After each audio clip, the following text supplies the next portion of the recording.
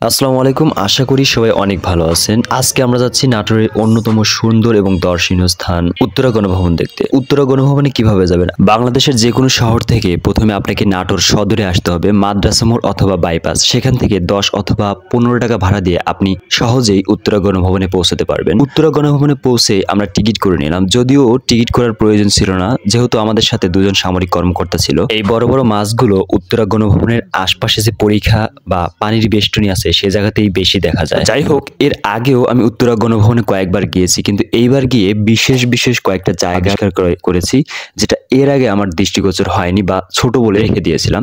তার মধ্যে সবচেয়ে বড় সেটা হচ্ছে তো এই যে উত্তরা গণভবন একসময় রাজবাড়ি, এই জায়গায় কিন্তু চারপাশ দিয়ে পরীক্ষার মতো করে পুকুরের সৃষ্টি করা, যাতে করে শত্রুরা আক্রমণ করতে না পারে। এই ভবনের চারপাশেই পানির বেষ্টনী আছে।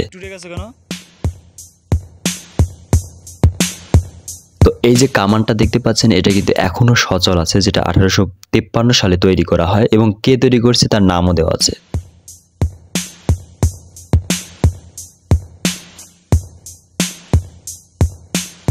এই জায়গাটা হচ্ছে রানী মহলের ঘাট, যেখানে রানী সম্ভবত স্নান করত। আমি কখনো দেখিনি, তবে সম্ভবত স্নান করত। এই জায়গাটা কিন্তু এখন বর্তমানে বাগান এবং পাশেই রয়েছে হরিণের জন্য থাকার জন্য অভয়াশ্রম। আসলে উত্তরা গণভবন জায়গাটা এমন, আপনি যতক্ষণ ভিতরে থাকবেন ততক্ষণ রাজবাড়ি একটা ভাব বিরাজ করবে। তো সব মিলিয়ে এই জায়গাটা সুন্দর। এখন যে ভিডিও ক্লিপগুলো দেখছেন, এইটা অনুমতি ছাড়া কখনো ভিডিও করার চেষ্টা করবেন না। এইটা হচ্ছে রাজার খাট, পালঙ্ক যাই বলেন, রাজার মুকুট, রাজার ব্যবহৃত পোশাক এবং সেই সময়ের ব্যবহৃত কিছু সরঞ্জাম যেটা এইখানে সংরক্ষণ করা আছে। এখানে আপনারা টিকিট কেটে প্রবেশ করতে পারবেন এবং কখনোই ভিডিও করার চেষ্টাও করবেন না। এটা হচ্ছে রাজার সিংহাসন, যদিও এটা আমার কাছে এখন খুবই সিম্পল মনে হয়। যাই হোক, উত্তরা গণভবনের দুইটি আকর্ষণীয় জায়গা রয়েছে। প্রথম আকর্ষণ হচ্ছে আমাদের প্রধান ফটক, যেখানে গিয়ে আমরা ছবি তুলে আপলোড করি।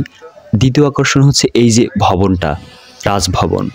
এটা কিন্তু খুবই গুরুত্বপূর্ণ এবং খুবই সৌন্দর্যমণ্ডিত একটি জায়গা এবং ঐতিহাসিক একটা জায়গা। এইটা ভবনের ডান পাশের অংশ।